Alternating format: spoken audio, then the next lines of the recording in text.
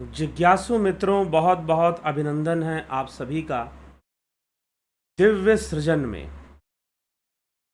प्रत्येक दिवस की भांति आज भी हम यहाँ पर यह लाइव चर्चा का कार्यक्रम प्रारंभ कर रहे हैं, शुरू कर रहे हैं। और यह लाइव चर्चा का जो प्रोग्राम है, आज का जो विषय है, योग सूत्र, पतंजलि योग सूत्र पर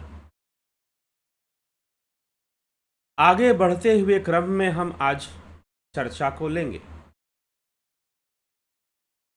तो अब प्रश्न क्या था? ध्यान उपाय क्या है? विवेक ख्याति। विवेक ख्याति की 7 प्रांत भूमियां, प्रज्ञा भूमियां बताई गई। विवेक ख्याति क्या होगा और कैसे होगा?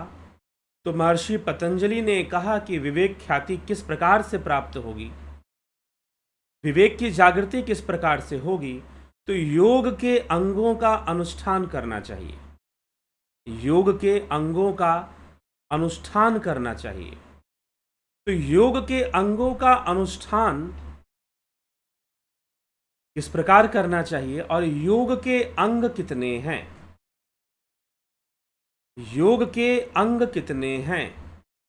तो महर्षि पतंजलि लिखते हैं कि यम नियम आसन प्राणायाम प्रत्याहार धारणा ध्यान समाधयो अष्टवंगानी। यम नियम आसन प्राणायाम प्रत्याहार धारणा ध्यान समाधयो अष्टवंगानी। योग के 8 अंग हैं। योग के 8 अंग हैं। कौन कौन से 8 अंग हैं? यम नियम आसन प्राणायाम प्रत्याहार धारणा ध्यान समाधि। साधन पाद में इन 8 अंगों में साधन पाद नामक जो अध्याय है, दूसरा अध्याय जिस पे अभी हम चर्चा कर रहे हैं, इसमें 5 अंगों का ही वर्णन मिलता है। मतलब व्याख्या जो महर्षि पतंजलि ने की है 5 की है। बाकी जो 3 अंग हैं उनका वर्णन विभूति पाद में, मतलब तीसरे अध्याय में मिलता है। तो दूसरे अध्याय और तीसरे अध्याय को ऐसे बांट कर क्यों रखा गया? अष्टांग योग को 2 अध्याय में क्यों बांटा गया? इसलिए बांटा गया क्योंकि पहले ये जो साधन पाद है, जो दूसरा अध्याय है, इसमें अष्टांग योग की बहिरंग साधनाएं, इनको 2 भाग में विभाजित किया गया है। महर्षि पतंजलि ने अपने इस अष्टांग योग को 2 भागों में विभाजित किया है, बहिरंग और अंतरंग। यम नियम आसन प्राणायाम और प्रत्याहार, ये 5। यम नियम आसन प्राणायाम और प्रत्याहार, ये जो 5 हैं, इनको बहिरंग माना गया है। धारणा ध्यान और समाधि, इनको अंतरंग माना गया है। ये आंतरिक रूप से ये घटनाएं घटती हैं और ये बहिरंग है। हठ योग अगर हम कहें तो बहिरंग विषय है, राजयोग अंतरंग विषय है। तो महर्षि पतंजलि ने इस प्रकार से अष्टांग योग को 2 भाग में विभाजित किया है, बहिरंग साधना और अंतरंग साधना। इसकी चर्चा वो विभूति पाद में करते हैं, यहां पर नहीं करते, लेकिन आपके लिए हम बता देते हैं यहां पर कि ये 2 भाग में उन्होंने विभाजित करके रखा है, बहिरंग साधना और अंतरंग साधनाएं। तो अब यह जो अष्टांग योग है, योग के 8 अंग बताए गए हैं। कहीं कहीं पर अगर हम हठ प्रदीपिका ग्रंथ पढ़ते हैं तो उसे चतुरंग योग बोलते हैं, कि वो चतुर अंग, 4 अंग योग के विशेष रूप से वहां पर बतलाए गए हैं। अगर हम आपको घेरंड संहिता पढ़ते तो सप्तांग है। किसी किसी उपनिषद में षष्टांग, और कुछ उपनिषदों में, जैसे कि कुछ उपनिषद है बिंदु योग उपनिषद, और कुछ उपनिषद में 16 अंग भी बताए गए हैं। 16 अंग भी बताए गए हैं। कहीं पर अष्टांग योग, वासिष्ठ में भी अष्टांग योग की चर्चा है, यम नियम आसन प्राणायाम प्रत्याहार धारणा ध्यान समाधि। लेकिन वहां पर भी बहिरंग अंतरंग साधनाएं अलग ढंग से हैं। यहां पर प्रत्याहार तक को बहिरंग माना है महर्षि पतंजलि ने, लेकिन योग वासिष्ठ में महर्षि वशिष्ठ ने प्राणायाम तक बहिरंग माना है। प्रत्याहार, धारणा, ध्यान, समाधि 8 में से 4 को डिवाइड किया है। 4 जो है बहिरंग और 4 अंतरंग योग वासिष्ठ में, लेकिन पतंजलि योग सूत्र में 5 बहिरंग है और 3 अंतरंग है। ये डिफरेंस जरूर ध्यान रखना चाहिए विद्यार्थियों के लिए जो परीक्षा देने वाले हैं। योग वासिष्ठ में अष्टांग योग की चर्चा है, लेकिन वहां पर बहिरंग साधना में 4 साधनाएं हैं, अंतरंग में 4 हैं। लेकिन पतंजलि योग सूत्र में 5 साधनाएं, पहली 5 साधनाएं बहिरंग हैं, आखिरी की 3 साधनाएं अंतरंग हैं। ये अंतर ध्यान में विद्यार्थियों को रखना चाहिए, परीक्षाओं में इस पर प्रश्न बनाए जाते हैं। इसी प्रकार से उपनिषदों में भी कहीं कहीं अंतर आता है, और उपनिषद में भी योग उपनिषद, मूल उपनिषद में नहीं ऐसा कुछ अंतर आता। योग उपनिषदों में कुछ चर्चाएं आती हैं जो बाद में लिखे गए, तो उन पर थोड़ा थोड़ा अंतर आपको मिल सकता है। सिद्ध सिद्धांत पद्धति गुरु गोरखनाथ जी की रचना है, उस पर भी हम आगे चर्चा करेंगे, उस पर भी सीरीज आएगा। तो जो सिद्ध सिद्धांत पद्धति है उसमें भी अष्टांग योग की ही चर्चा है। हाँ, उसमें फिर अंगों की व्याख्या थोड़ी अलग हो जाती है, ये जरूर है। तो अब हम देखेंगे कि यहां पर अंगों की व्याख्या कैसे होती है। तो यहां पर महर्षि पतंजलि यम नियम, यम और नियम में वो 5 यम बताते हैं और वो 5 नियम बताते हैं। वो 5 यम बताते हैं और वो 5 नियम बताते हैं। तो 5 यम और 5 नियम, लेकिन हठ पर दीपिका ग्रंथ में 10 यम और 10 नियम की भी बात की जाती है। हठ पर दीपिका स्वात्मा राम जी, वो भी नाथ संप्रदाय का ग्रंथ है, जैसे कि सिद्ध सिद्धांत पद्धति भी नाथ संप्रदाय का है। ठीक, गोरक्ष संहिता भी है एक गुरु गोरखनाथ जी की, तो वो भी नाथ संप्रदाय के अंतर्गत ही आता है। और भी कुछ ग्रंथ आते हैं नाथ संप्रदाय के। तो हठ पर दीपिका ग्रंथ भी, लेकिन यह जो हठ, क्योंकि थोड़ा सा ये ऐसे काल में इन ग्रंथों की रचना हुई है जहां पर इन ग्रंथों को उतना महत्व नहीं दिया गया, और बाद में और कुछ काल ऐसा था, कुछ आक्रमणकारियों का काल था जिससे कि इनका संरक्षण अच्छा नहीं हुआ। तो हठ पर दीपिका ग्रंथ को भी बहुत शुद्ध रूप में नहीं माना जाता। ये बिल्कुल इसीलिए कुछ हठ पर दीपिका, कुछ पब्लिकेशन है, जैसे कि स्वामी कुवल्यानंद जी का कैवल्य धाम है, लोनावला कैवल्य धाम, तो वहाँ से जो हठ पर दीपिका ग्रंथ का प्रकाशन होता है उसमें यम नियम की चर्चा बिल्कुल नहीं मिलती है। हाँ, वहाँ पर एक नया अध्याय जोड़ा जाता है, 5वां अध्याय, जो कि योग चिकित्सा पे आधारित है। ज़्यादा से ज़्यादा 23-24 उसमें सूत्र होंगे, ज़्यादा नहीं है, छोटा सा अध्याय।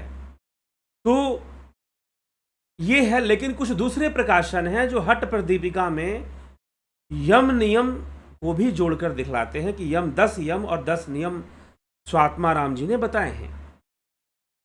अब ये 10 यम क्या हैं, अब ये 10 नियम क्या हैं, हम इसको कल इसको ले लेंगे। जो हठ पर दीपिका का जो आधार है यम नियम का, उसको हम कल क्या किस तरह से हठ पर दीपिका में, हालांकि हर पब्लिकेशन हठ पर दीपिका ग्रंथ को जो प्रकाशन करने वाले हैं वो सब नहीं इसको प्रिंट करते हैं। कुछ ही संस्थाएं हैं जो यम नियम हठ पर दीपिका में मानती हैं, लेकिन विद्यार्थियों के लिए यह बहुत महत्वपूर्ण बन जाता है। 10 यम और 10 नियम पर प्रश्न पूछे जाते हैं, तो जरूर इसकी भी हम चर्चा कल के वीडियो में कर देंगे। आज हम योग सूत्र के अनुसार देखते हैं। तो महर्षि पतंजलि ने 5 यम बताए हैं और 5 नियम बताए हैं, और ज़्यादातर यही प्रसिद्ध है, यही प्रचलित है। जो 5 यम और 5 नियम माने गए हैं यही ज़्यादा प्रसिद्ध है, यही ज़्यादा प्रचलित है। उनमें भी हठ पर दीपिका ग्रंथ में जो सब मान्य है, जो सर्वमान्य है, हठ पर दीपिका ग्रंथ में ये लिखा गया है कि अहिंसा ही सबसे बड़ा यम है। ये सब जगह मिलेगा, जितने भी हठ पर दीपिका ग्रंथ छापने वाले जो संस्थाएं हैं वो ये वाला टॉपिक या श्लोक जरूर वो उनमें पाया जाता है कि सबसे बड़ा जो यम है वो अहिंसा है। और सबसे बड़ा जो नियम है, कोई बता सकता है कि सबसे बड़ा नियम क्या हो सकता है जी? योगी के लिए सबसे बड़ा नियम क्या हो सकता है? अगर आप बता पाएं तो बहुत अच्छा रहेगा। चलिए कोई बात नहीं, थोड़ी देर बाद मैं बता दूंगा। योग तत्व उपनिषद, योग तत्व उपनिषद में भी हट प्रदीपिका के अनुसार जो है यम नियम की वैसी ही चर्चा वहां पर भी मिलती है। शब्दों का थोड़ा फेरबदल जरूर है लेकिन सेम है। वहां पर भी सबसे बड़ा यम बताया गया है, सबसे बड़ा यम वहां बताया गया है अहिंसा। अहिंसा ही सबसे बड़ा यम है। और सबसे बड़ा नियम क्या हो सकता है, ये प्रश्न बन जाता है। तो योग तत्व उपनिषद में भी सबसे बड़ा नियम बताया गया है अल्पाहार। अल्पाहार, ठीक है, अल्पाहार जो है वो सबसे बड़ा नियम है। और सबसे बड़ा जो यम है वो अहिंसा है। ठीक, हठ प्रदीपिका ग्रंथ में स्वामी आत्माराम जी लिखते हैं कि सबसे बड़ा यम तो अहिंसा है और सबसे बड़ा नियम क्या है? मिताहार। मिताहार मतलब सात्विक भोजन कीजिए। गणेश जी के हाथ में मोदक है ना, मिताहार का संकेत है। तो सात्विक भोजन कीजिए। सात्विक भोजन, सरल भोजन, स्वादिष्ट, सुनिग्ध, तीखा, लवण युक्त, बहुत तेल युक्त, बहुत जलाया हुआ है, रोस्टेड, फ्रेंच फ्राइड जो आजकल लोग खाते हैं, ऐसी चीजों का सेवन ना करे तो अच्छा है। तो सार आप जान लीजिए, यम नियम में जो सबसे महत्वपूर्ण चीज है वो अहिंसा है और नियम में वो अल्पाहार है या मिताहार है। योग तत्व उपनिषद के अनुसार अल्पाहार बोला गया है और यहाँ मिताहार बोला गया। तो अल्पाहार यहाँ भी बोला गया कि भाई आप जो है आधा पेट ही खाना खाइए, 50% भोजन से भरिए, 25% पानी से भरिए, 25% हवा के लिए छोड़ दीजिए, वायु के लिए छोड़िए। इस प्रकार से भी बताया गया है योग शास्त्र में, पीछे के शास्त्रों में। महर्षि पतंजलि भोजन के विषय पे उतना नहीं बोलते हैं, ठीक है, क्योंकि जो पतंजलि योग सूत्र है वो साइकोलॉजिकल बातें ज्यादा करता है, मनोवैज्ञानिक तथ्य इसमें आपको ज्यादा मिलेंगे। अभी यम है तो यम की बाधा में भी वो मनोवैज्ञानिक बातें करेंगे। यम में बाधा क्या है तो मनोवैज्ञानिक पॉइंट्स को वो रखेंगे, अभी आएगा आगे, इस सब में चर्चा आएगी। तो अब यम क्या है, अब हमारा विषय है कि यम क्या है, यम कौन कौन से हैं, किनको यम कहा गया है। तो यम और नियम की चर्चा करते हैं तो 5 यम बताए हैं महर्षि पतंजलि ने। अहिंसा, सत्य, अस्तेय, ब्रह्मचर्य, अपरिग्रह, यमहा, अर्थात यह यम है। अब यम का अर्थ क्या होता है, यम का क्या तात्पर्य है, आप यम से क्या समझते हैं? यम, शम, दम, दम ही समझना चाहिए, लेकिन यम से क्या अर्थ आप निकालते हैं? ठीक, तो यम का अर्थ वास्तव में संयम से है। यम का अर्थ है मन पर नियंत्रण से। यम का अर्थ प्रत्याहार से लिया गया है, इसलिए यम को और बेहतर तरीके से बताने के लिए संयम कहा जाता है। तो अहिंसा, सबसे पहला यम है अहिंसा। अहिंसा की व्याख्या महर्षि पतंजलि ने की है कि अहिंसा क्या होता है, लेकिन आगे उन्होंने फिर सत्य, अस्तेय को बहुत विस्तार में, या ब्रह्मचर्य को, या अपरिग्रह का बहुत विस्तार वर्णन वो नहीं कर रहे हैं, अहिंसा का, क्योंकि अहिंसा सबसे महत्वपूर्ण नियम है, ये ध्यान रखिएगा। अहिंसा क्या है, सबसे इंपॉर्टेंट जो नियम है उसको अहिंसा को ही माना गया है कि आप द्वेष मत रखिए। अहिंसा करने का मतलब द्वेष नहीं करना चाहिए और मन में कटु भावना नहीं रखनी चाहिए। इसके आगे वो सत्य को भी समझाएंगे, फिर वो नियम को समझाएंगे, फिर नियम को समझाने के बाद नियम की व्याख्या करेंगे। सत्य, अस्तेय, इन सब की जो है संक्षेप में चर्चाएं यहाँ पर प्राप्त होती हैं कि हिंसा क्या है, अहिंसा क्या है, लोभ क्या है। ऐसे ऐसे सूत्र हमें आगे मिलने वाले हैं, हम उस पर चर्चा करते हुए आगे बढ़ेंगे धीरे धीरे। तो वो चर्चा का विषय है। यम नियम में काफ़ी चीज़ें आती हैं, नियम में भी काफ़ी चीज़ें आती हैं, उसमें भी। तो आज हम विशेष रूप से यम को समझते हैं कि अहिंसा क्या है। अहिंसा की स्थापना से भी वैराग्य की स्थापना मानी गई है। सत्य प्रतिष्ठायाम क्रिया फलाशयत्वम, सत्य की दृढ़ स्थिति होने पर योगी की वाणी द्वारा जो क्रिया होती है उसमें फल का आश्रयत्व होता है, अर्थात उसकी वाणी अमोघ होती है, सिद्ध हो जाती है। सत्य का पालन करना चाहिए। तो दूसरा यम है सत्य। ठीक, सत्य के बाद अस्तेय। अस्तेय का मतलब चोरी ना करो भाई, चुरा कर कोई चीज मत ले आओ, कहीं से कॉपी पेस्ट मत मारो अपने ज्ञान को, और चोरी मत करो। ठीक है। और क्योंकि चोरी करने में, जब ज्ञान की चोरी होती है तो वो अधूरी होती है, कभी भी उसे पूरा कॉन्सेप्ट तो मिलेगा नहीं। अब ज्ञान की चोरी का क्या मतलब? कोई व्यक्ति शास्त्रों से बातें कर रहा है तो वो ज्ञान की चोरी नहीं कही जाएगी। क्यों? अगर वो उसको समझ रहा है तो चोरी कही जाती है। ज्ञान की चोरी जब ज्ञान से लेना देना नहीं है, लेकिन फिर भी किसी की बातें, किसी का टॉपिक उसने ले लिया और अपने काम में लगा लिया।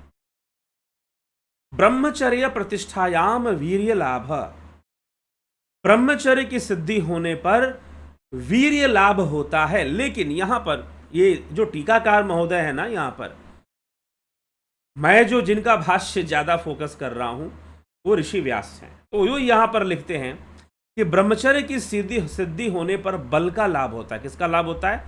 बल का लाभ होता है। अब आप वीर्य का क्या अर्थ समझते हैं? अब देखिए, व्यास ऋषि ने इसे बहुत खींचा नहीं है अपने भाष्य में। उन्होंने ये सबसे आज ही मेन हमारा टॉपिक है, ब्रह्मचर्य प्रतिष्ठायाम वीर्य लाभ। अहिंसा हम और अभी आगे कल की व्याख्या में या परसों की व्याख्या में अहिंसा को हम और विस्तार से समझेंगे। लेकिन सत्य का मतलब सत्य का साथ रहना, सत्यवादी बनना और सत्य कर्म करना। और दूसरी चीज अस्तेय मतलब चोरी से बचो। चोरी वाला व्यक्ति कभी योग नहीं होगा, बेचारा वो टेंशन में रहेगा, चोरी किया हुआ है, हमेशा उसको डर रहेगा कि मैंने चोरी किया है। ठीक है। तो या फिर वो अपने आप को चढ़ाक समझेगा कि मैंने चोरी किया है, तो वृत्तियां हावी रहेंगे उसके ऊपर। तो बेचारा योग कहां से करेगा चोरी करने के बाद? तो चोरी करने के बाद उसका योग सरल नहीं हो पाएगा। तो इसीलिए अस्तेय, अहिंसा, सत्य, अस्तेय, ब्रह्मचर्य, अपरिग्रह। अपरिग्रह, परिग्रह मतलब अधिक संग्रह करना, बहुत संग्रह करने के पीछे नहीं पड़ना चाहिए, ये समझाने की कोशिश। अपरिग्रह उसको भी हम बढ़िया से समझेंगे, लेकिन आज हम मुख्य रूप से ब्रह्मचर्य को समझते हैं। और महर्षि व्यास जो इसका भाष्य देते हैं, इसका भाष्य पढ़ना चाहिए। ब्रह्मचर्य प्रतिष्ठायाम वीर्य लाभ, महर्षि व्यास लिखते हैं, यस्य लाभात प्रतिघान गुणात कर्षयति सिद्ध्यस्य विन्येषु ज्ञानम आधातु समर्थो भवतिति। वीर्य लाभ क्या है? वीर्य का अर्थ है, वो लिखते हैं, ब्रह्मचर्य की सिद्धि होने पर बल का लाभ होता है, जिसके लाभ से गुणों से अप्रतिघात होना, रूप शक्ति बढ़ती है, अर्थात 3 गुना योगी को बाधा न कर सके ऐसी शक्ति बढ़ती है। विनय करने वाले जिज्ञासुओं में ज्ञान प्रदान करने को समर्थ होता है, यह सिद्धि होती है। जो वीर्य लाभ करता है वो दूसरों को ज्ञान देने की शक्ति उसके अंदर आ जाती है। लेकिन वीर्य का अर्थ महर्षि पतंजलि यहां पर शक्ति लगा रहे हैं, बल लगा रहे हैं। तो अब आप बताइए, क्षमा कीजिए, ऋषि व्यास जो पहला भाष्य है, फर्स्ट कमेंट्री ऑन द योग सूत्र, वो व्यास भाष्य है। मुख्य भाष्य कौन कौन से हैं मैं फिर से रिपीट करता हूं, परीक्षार्थियों के लिए बहुत इंपॉर्टेंट है। जो योग भाष्य है उसमें व्यास भाष्य है, भोजवृत्ति है राजा भोज की, ये 2 काफी श्रेष्ठ मानी जाती है, ये दोनों भाष्य। ठीक है। और वाचस्पति मिश्र का है, उसको शायद तत्व वैशारदी के नाम से जानते हैं, वाचस्पति मिश्र का भाष्य। विज्ञान भिक्षु का भाष्य है योग वार्तिक। और समकालीन युग में, कंटेम्प्रेरी में हम लेंगे तो स्वामी विवेकानंद का बहुत अच्छा भाष्य। बाकी भाष्य आपको ओशो का भी भाष्य है, रजनीश का भी, आचार्य रजनीश जो थे उनका भी भाष्य योग सूत्र पर आता है, लेकिन वो भाष्य काफी लेंदी भी पाया जाता है, लंबी लंबी कमेंट्रीज पाई जाती हैं। लेकिन जो प्रमुख है वो व्यास भाष्य, क्योंकि व्यास भाष्य लगभग लगभग उनके पतंजलि के समकालीन में लिख दिया गया होगा, उनके तुरंत बाद लिखा गया होगा, महर्षि व्यास ने जो लिखा होगा। तो ये चीज है। और उस समय अर्थों का अनर्थ नहीं हुआ था, उस समय अर्थों का अनर्थ नहीं हुआ था, लेकिन वर्तमान में अर्थ का अनर्थ हो चुका है।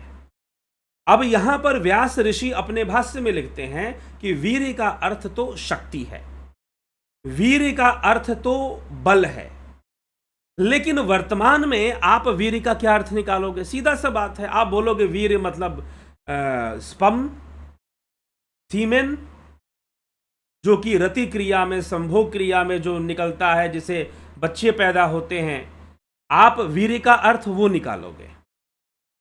लेकिन यहां पर व्यास ऋषि वीर्य का अर्थ निकालते हैं बल, वीर्य का अर्थ निकालते हैं शक्ति, और ये वीर शब्द से ही बना है एक दूसरा शब्द जिसको हम कहते हैं वीर। वीर मतलब बलवान आदमी, वीर योद्धा। वीरवान, वीरवान मतलब वीर्यवान। जो व्यक्ति वीर्यवान है मतलब वो शक्तिशाली है, उसकी स्टैमिना बहुत अच्छी होगी वीर्यवानों की, वो शक्तिशाली है, दम है उसके अंदर, बल है उसके अंदर। और जब बल की बात की जाती है तो वह मात्र, अब यहां पर व्यास ऋषि यह भी कहते हैं जो वीर्यवान होगा उसके अंदर ज्ञान देने की क्षमता आ जाती है। तो वीर्यवान के अंदर ज्ञान को प्रकट, उसके अंदर ज्ञान प्रकट होता है और ज्ञान देने की क्षमता आती है। तो यह तो एक मानसिक अवस्था की बात कर रहे हैं कि शारीरिक रूप से बलवान होना और साथ में मानसिक रूप से बलवान होना। तो व्यास ऋषि का जो भाष्य है वो वीर्य का अर्थ लेता है बल, और सही मानो तो वीर्य का अर्थ बल ही है, वीर्य का अर्थ शक्ति ही है।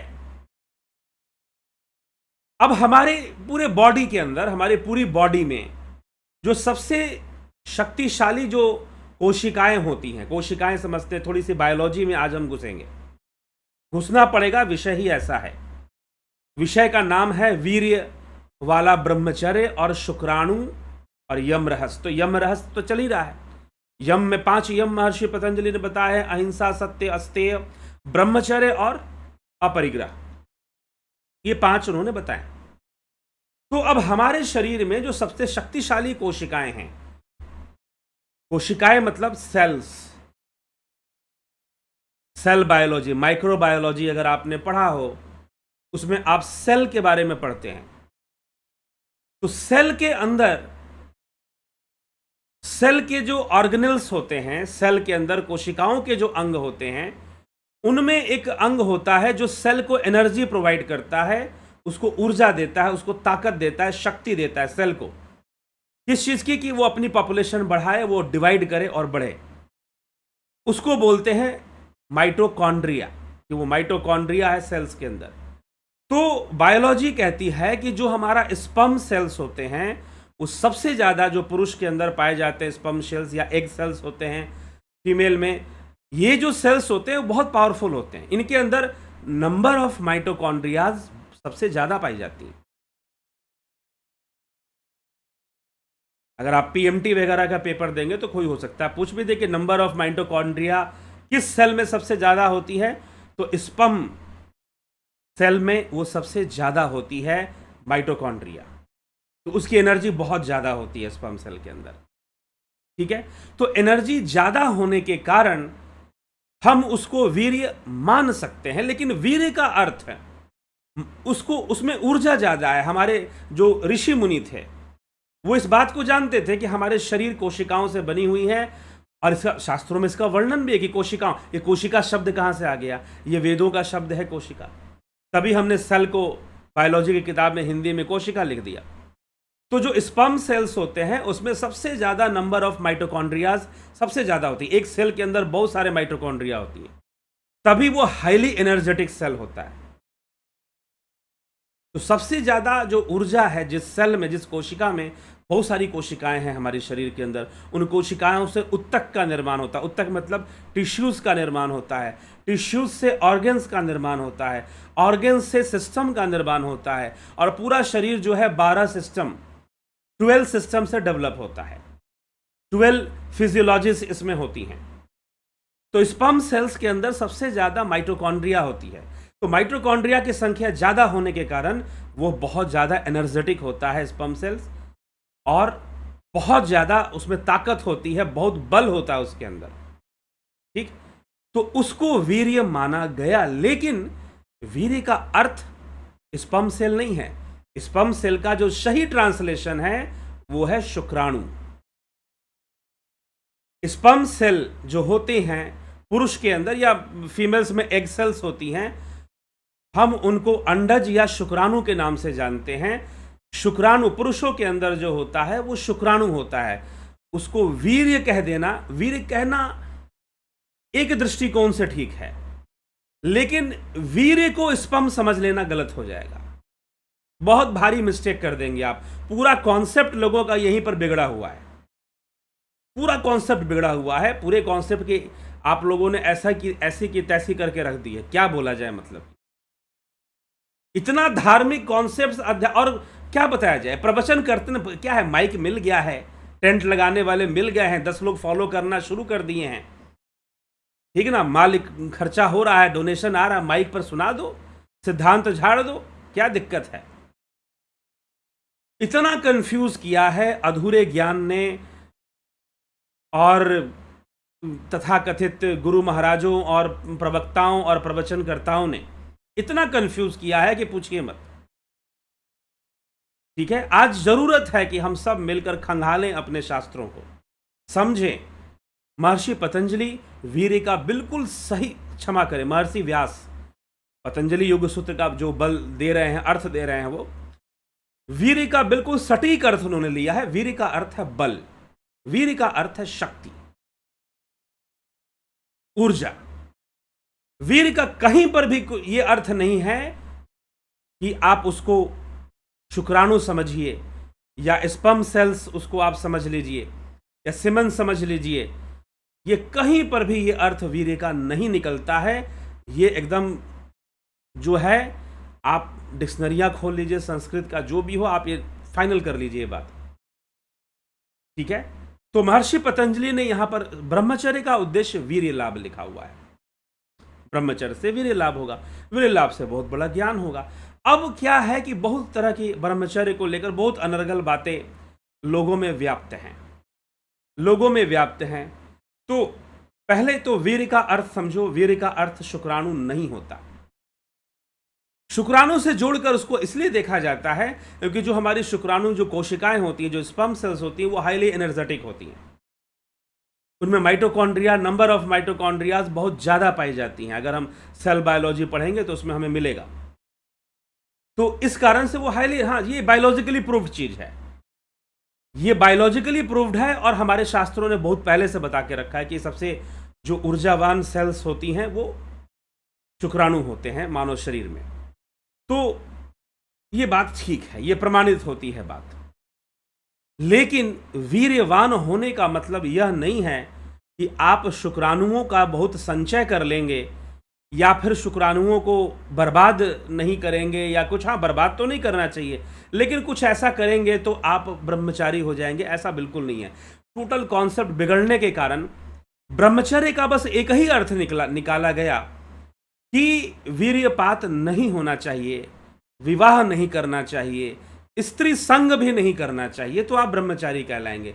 लेकिन ब्रह्मचर्य का जो अपना अर्थ है, ब्रह्म और चर्य, आचर्य, आचरण और ब्रह्म, ब्रह्ममय आचरण ही ब्रह्मचर्य है। तो ब्रह्म क्या है? ब्रह्म जो सम है, ब्रह्म जो सम अवस्था में है, सुख दुखे समय कृत्वा लाभा लाभो जया जयो। अगर यही ब्रह्मचर्य होता तो भगवान कृष्ण अर्जुन को कभी यह नहीं करते कि कहते कि अनाश्रितो कर्म फलम कार्यम कर्म करोति या ससन्यासी च योगी।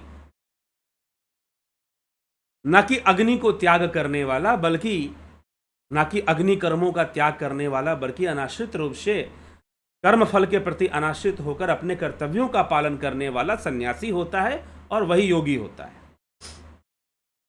कृष्ण ये कहते कि नहीं, जो अपने वीर्य का संचय करता है वही योगी होता है, वही ब्रह्मचारी होता है। तो हमने पूरे कॉन्सेप्ट को खत्म करके रखा हुआ है, पूरे कॉन्सेप्ट को बिगाड़ के रखा हुआ है। ठीक है, और उसी कारण से फिर गलत चीजों का प्रचार होता है।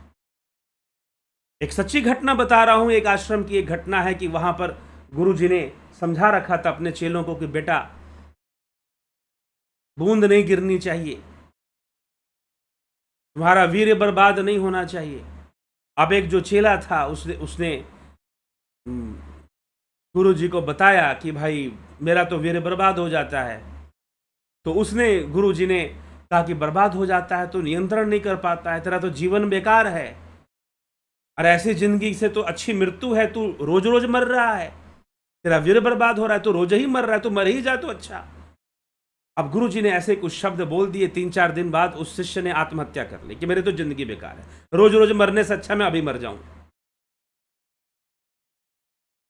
तो ऐसे ऐसे पाखंडी गुरुओं ने धर्म को खराब करके रखा हुआ है, अध्यात्म की परिभाषाएं गलत निकाल के रखी हुई है।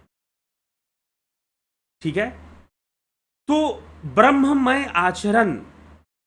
आचरण मतलब सम की अवस्था में आइए, जो भगवान कृष्ण अर्जुन से कहते हैं सुख दुखे समय कृत्वा लाभा लाभो जया जयो, कि सुख दुख में समता, लाभ और हानि में समता, जय पराजय में क्षमता, मान अपमान में सम रहो, दृष्टा भाव रखो संसार के प्रति, दृष्टा की स्थिति में रहना, यहीं से समता आएगी ना। आप किसी चीज के साथ, आपके मन की जो अखंडता है वो खंडित नहीं होनी चाहिए। ठीक है, वो मन जो है जम गया तो जमा रहे, वो बहना ना शुरू कर दे। अगर आप अपने मन को बहने से रोक कर फिर संसार के कर्म करते हो तो वो ब्रह्मचर्य है। राम जी ब्रह्मचारी थे, कृष्ण ब्रह्मचारी थे, राजा जनक परम ब्रह्मचारी थे, इसमें तनिक भी संशय नहीं है। याज्ञवल्क्य ऋषि ब्रह्मचारी थे, और हमारे कई ऋषि मुनि हम देखेंगे उनके जीवन में कभी वो विवाहित थे, उन्होंने किसी ने 1 किसी ने 2 विवाह भी किए तो भी वो ब्रह्मचारी थे, क्योंकि उनके मन की अखंडता कभी खंडित नहीं होती थी, और उस अवस्था में ही वो अपने कर्तव्यों की पालना करते थे। तो सबसे पहले आप यह दिमाग से निकाल दीजिए कि स्त्री संग करना जो है ब्रह्मचर्य के विरुद्ध है या ब्रह्मचर्य नहीं है, ऐसा बिल्कुल नहीं है। और इसका सबसे बड़ा प्रमाण, अब एक और मैं आपको बता दूं, एक और कुछ लोग कहते हैं आजकल कि होगा क्या कि आप वीर्य संचय करोगे। वीर्य संचय मतलब शुक्राणु संचय। अभी वीर्य का सही अर्थ ही नहीं पता है। अपनी एनर्जीज को अपने कंट्रोल में लीजिए, दिस इज द ब्रह्मचर्य। आप अपनी एनर्जी को, आपकी जो एनर्जी है, ऊर्जा है, आप उसको अपने कंट्रोल में ले आइए। जो फ्लो ऑफ एनर्जी आपकी बॉडी में हो रहा है, आपके ब्रेन में हो रहा है, माइंड में हो रहा है, उसको आप अपने कंट्रोल में ले आइए, वो आपके नियंत्रण में रहना चाहिए। ये ब्रह्मचर्य है, ये ब्रह्मचर्य है। लेकिन एक जगह पर फोकस कर दिया गया कि अब तुरंत पतंजलि योग सूत्र का आप उदाहरण दे दोगे कि भाई महर्षि पतंजलि ने लिखा है। क्या लिखा है महर्षि पतंजलि ने? ब्रह्मचर्य वीर्य लाभ, कि ब्रह्मचर्य का उद्देश्य तो वीर्य लाभ है, ब्रह्मचर्य प्रतिष्ठायाम वीर्य लाभ। लेकिन अरे भैया, वीर्य का अर्थ तो पढ़ समझ लो। और ये वीर्य का अर्थ मैं नहीं दे रहा हूं, ये महर्षि व्यास दे रहे हैं, जिन्होंने प्रथम भाष्य दिया था योग सूत्र पर, कि वीर्य का अर्थ है बल, वीर्य का अर्थ है शक्ति। वीर्यवान होने का अर्थ है बलवान होना, वीर्यवान होने का मतलब है शक्तिवान होना। ठीक है, लेकिन जो शुक्राणु जो बनते हैं, जो स्पर्म सेल्स का जो फॉर्मेशन होता है, वो जो शुक्राणु बनते हैं उसको वीर्य कहना गलत होगा। अब एक और यहां पर साइंस लोग समझाते हैं कि वो शुक्राणु जब नहीं गिरेंगे तो वो फिर रीढ़ की हड्डी को पकड़कर मस्तिष्क में जाएंगे और वो अमृत बन जाएंगे, तो हमारा अमृत हमको प्राप्त होगा। भैया, हम अमृत है और वो गिर रहा है। खेचरी मुद्रा इसीलिए की जाती है। कुछ लोग ऐसा भी समझा देते हैं कि खेचरी मुद्रा या इसलिए की जाती है कि अमृत गिरेगा। नहीं, अमृत तो वैसे ही गिर रहा है, खेचरी मुद्रा से उसका रक्षण होता है। खेचरी मुद्रा से उस अमृत का रक्षण मात्र होता है। ठीक है, खेचरी मुद्रा से उस अमृत का रक्षण होता है, ना कि अमृत बनता है, ये भी ध्यान रखिएगा। दूसरा एक विज्ञान समझाया जाता है कि आप शुक्राणुओं का या वीर्य का संचय करेंगे तो वो वीर्य जो है वो ऊपर चढ़ेगा और ब्रेन में आपके आ जाएगा, अमृत बन जाएगा। मैंने पूछा ये कहां पर लिखा हुआ है? उन्होंने कहा कि यही विज्ञान है। एक ने तो कह दिया कि यही बायोलॉजी, हमारा बायोलॉजी बोलता है ऐसा।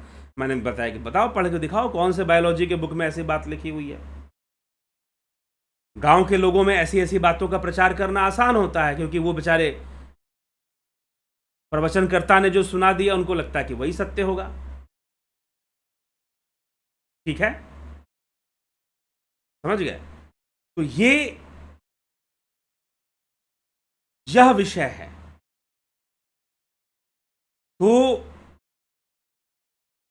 इसको समझना है। जब वीर्य ही नहीं होगा तो मानव अरे भैया, वीर्य का अर्थ ही है शक्ति। तो वीर्य होने और नहीं होने का मतलब नहीं है,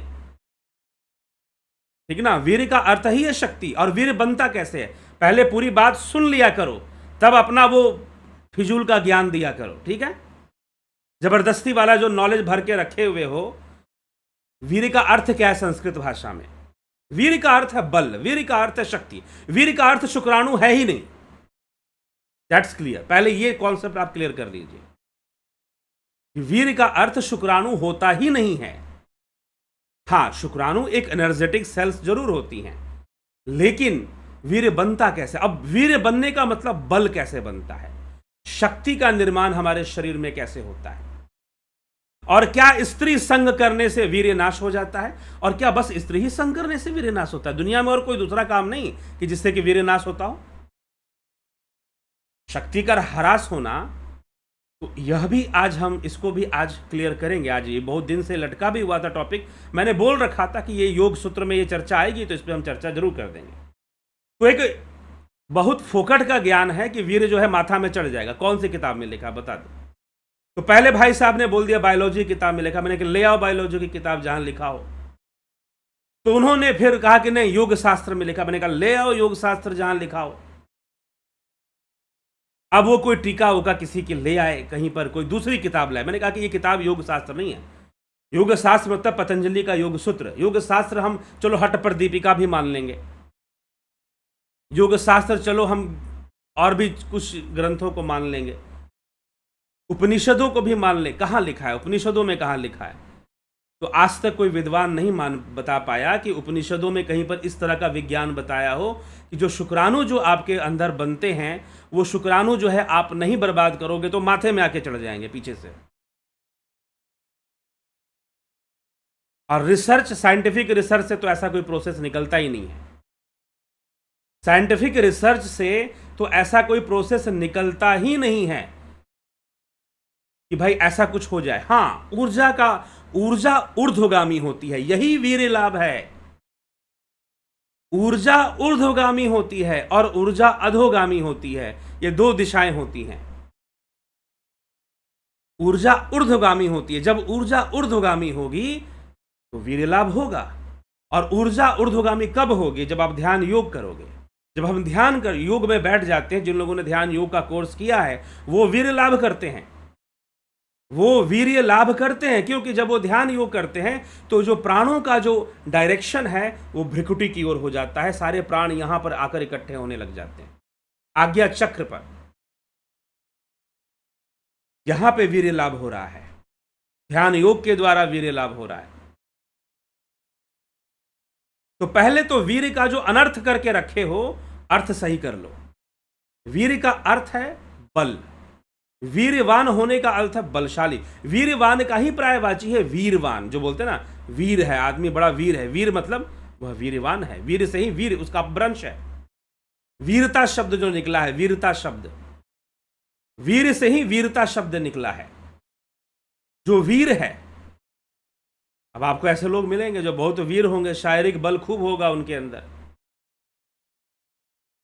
शारीरिक बल खूब होगा उनके अंदर। ठीक है, तो अब हम आते हैं। एक तो ये शुक्राणु जो ऊपर दिमाग पे चढ़ जाएगा, ये कोई ऐसा ना हमारे मूल, हाँ कहीं से कोई योगी टीका लिख देगा, कुछ लिख देगा तो वो नहीं मान्य होगा। इसीलिए मैं क्यों मूल शास्त्रों पर आता हूं। क्योंकि उसी से लोगों ने कुछ अपने मर्जी की बातें निकालनी, कुछ विकृत चीजें निकालनी। मूल उपनिषदों में कहीं पर भी यह विज्ञान नहीं समझाया गया। मूल उपनिषदों में कहीं पर भी यह विज्ञान नहीं समझाया गया कि भाई आप शुक्राणु इकट्ठे कर लोगे, वीर्यपात नहीं करोगे तो चढ़कर दिमाग में आ जाएगा और आप बड़े तेजस्वी हो जाओगे। ठीक है, आप तेजस्वी बनोगे ध्यान योग से, जब ऊर्जा ऊर्ध्वगामी होगी। बस इतना कॉन्सेप्ट आप समझिए। अब प्रश्न ये उठता है कि क्या स्त्री संग करना, या जो यौन विषय है जिसको हम सेक्स एजुकेशन की बात हम लाते हैं, क्या स्त्री संग करना ब्रह्मचर्य के विरुद्ध है? क्या स्त्री संग करना ब्रह्मचर्य के विरुद्ध है? यह भी एक बहुत बड़ा प्रश्न है। या स्त्री के लिए पुरुष का संग करना ब्रह्मचर्य के विरुद्ध है? यह भी एक प्रश्न है। तो चलिए हम इसका उत्तर लेते हैं मूल उपनिषद से। मूल उपनिषद मतलब जो सिद्धांतिक उपनिषद हैं, जो मुख्य उपनिषद है। कौन कौन से मुख्य उपनिषद है जी? ईशावास्य उपनिषद, केन उपनिषद, कठोपनिषद, प्रश्नोपनिषद, ऐतरेयोपनिषद, मुंडकोपनिषद, मुंडको मांडुक्य उपनिषद, मुंडको और मांडुक्य उपनिषद, तैत्तरीय उपनिषद। ठीक है, तैत्तरीय उपनिषद, और फिर बृहद आरण्यक उपनिषद और छांदोग्य। ये 10 उपनिषद मुख्य उपनिषद कहे जाते हैं। कुछ मान्यताओं में 11 मुख्य उपनिषद है। कौन कौन से मुख्य उपनिषद है ध्यान रखिए, खासकर जिनको योग विषयों पर परीक्षाएं देनी होती उनको भी, और जो सामान्य जन है उनको ही पता होना चाहिए कि बेसिक उपनिषद कौन कौन से उपनिषद को ही माना गया है, किन किन उपनिषदों को। इन 10 उपनिषदों पर ही आदि गुरु शंकराचार्य ने अपना भाष्य दिया था। और ये 10 उपनिषद ही basic thoughts of Upanishad, Upanishadic thought या वेदांत फिलॉसफी का बेसिक माना जाता है, बेस माना जाता है। इसी के आधार पर महर्षि व्यास ने उत्तर मीमांसा लिखी थी, क्योंकि उपनिषद वैदिक वांग्मय में आते हैं। वैदिक वांग्मय मतलब संहिता, ब्राह्मण, आरण्यक और उपनिषद। लेकिन अथर्ववेद के जो उपनिषद है वो सीधा ब्राह्मण से निकलते हैं, आरण्यक से नहीं निकलते। परीक्षार्थियों के लिए इंपॉर्टेंट है, बाकी लोग ना भी याद रखें तो कोई दिक्कत नहीं है, लेकिन परीक्षार्थियों, विद्यार्थियों को याद रखना पड़ेगा कि अथर्ववेद के जो उपनिषद हैं वो सीधा ब्राह्मण से निकलते हैं, आरण्यक से नहीं निकलते। ये ज्यादा वेदों के नजदीक माने जाते हैं। फिर उनमें कौन कौन से?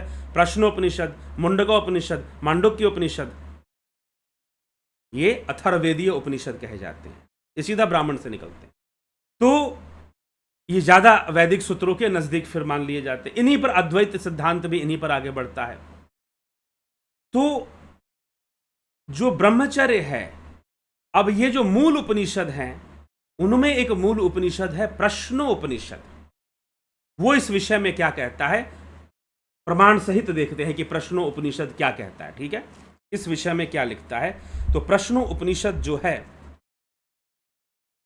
वो लिखता है, अब भाई साहब ने यहां पर कमेंट किया कि वीर्य नहीं होगा तो शक्ति कहां से आएगा। वो उपनिषद क्या लिखता है देख लीजिए। अन्नम वै प्रजापति तस्ततो है वै तद्रेस तस्मादिमः प्रजा प्रजायन्ते इति। अन्न ही प्रजापति है, क्योंकि उसी से रेत का निर्माण, मतलब वीर्य का निर्माण उसी से होगा, अन्न से ही होगा। तो अन्न वीर्य के लिए फिर बहुत जरूरी है। अब ब्रह्मचर्य की वो जब बात करते हैं तो ब्रह्मचर्य के विषय में वो क्या लिखते हैं कि महीना भी एक प्रकार की प्रजापति बताई, कृष्ण पक्ष है, और जो रई जो है कृष्ण पक्ष है, और प्राण जो है वो शुक्ल पक्ष। रई और प्राण की चर्चा आती है प्रश्नोपनिषद पर, पूरा एक प्लेलिस्ट है, आप वहां पर भी जाकर सुन सकते हैं। वहां पर भी इस बात की चर्चा की गई है। हम यहां पर इसलिए बता रहे हैं क्योंकि आज के विषय से ये विषय संबंधित हो रहा है, इसलिए बता रहे हैं। इसलिए ऋषिगण शुक्ल पक्ष में यज्ञ आदि कर्तव्य कर्म किया करते हैं। दूसरे जो सांसारिक भोग, जो इतरे जो सांसारिक लोग जो दूसरे जो हैं वो कृष्ण पक्ष में, दूसरे पक्ष में भी अनुष्ठान किया करते हैं। दूसरे जो आध्यात्मिक अनुष्ठान हैं उनके लिए शुक्ल पक्ष अच्छा माना जाता है, सांसारिक अनुष्ठानों के लिए कृष्ण पक्ष भी अच्छा माना जाता है। ये कहने का यहाँ पर अर्थ है। अब वो आगे लिखते हैं कि अहोरात्रि प्रजापतिस्य तस्या हरेव प्राणो रात्रिरेव रयि प्राणव एति प्रस्कंदन्ति ये दिवारत्या संयुज्यन्ते ब्रह्मचर्यमेव तद रात्रौ रत्या संयुज्यन्ते। रत्या मतलब रत्या संयुज्यन्ते, रति क्रिया के बारे में यहां पर लिखा जा रहा है। इट मीन्स कि यौन शिक्षा के, ये पूरा श्लोक जो 2-3 श्लोक प्रश्नोपनिषद का, it is a sex education, इसको हम बोलेंगे। भारतीय यौन शिक्षा के बारे में यहां पर चर्चा है। तो वो कह रहे हैं कि दिन और रात का जोड़ा होता है। प्रजापति है, दिन उसका प्राण है, रई उसकी रात्रि है। जिस प्रकार से दिन रात्र का जोड़ा होता है और संसार में जैसे कई जोड़े होते हैं, उसी प्रकार से संसार में स्त्री और पुरुष का भी जोड़ा होता है। जैसे कि हर चीज के जोड़े संसार में होते हैं, वैसे ही स्त्री और पुरुष का भी जोड़ा होता है। ठीक है, तो स्त्री और पुरुष का भी जोड़ा होता है। और यदि स्त्री और पुरुष की रति क्रिया दिन में होती है तो वो प्राणों को क्षीण करती है, लेकिन अगर रात्रि में होती है तो वह ब्रह्मचर्य कहलाती है। ब्रह्मचर्य कहलाती है। इट मीन्स कि जो रति क्रिया है, जो इंटरकोर्स है, वो रात में किया जाए तो वो ब्रह्मचर्य है, दिन में किया जाए तो वो शुभ नहीं है, वो नेगेटिविटी लेकर आता है। रात में किया जाए तो इट इज अ ब्रह्मचर्य।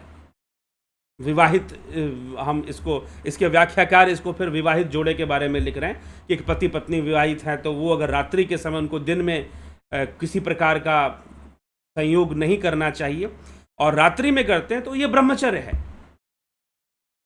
तो अब यह जो श्लोक यहां पर कह रहा है, फिर आगे भी इसके ऊपर वो लिख देते हैं कुछ बातें ब्रह्मचर्य के ऊपर। तदेह वै तत्र प्रजा पतिव्रतम चरन्ति ते मिथुन मुत्पादयन्ते तेषाम वैश ब्रह्मलोक येषाम तपो ब्रह्मचर्यम येषु सत्यम प्रतिष्ठितम।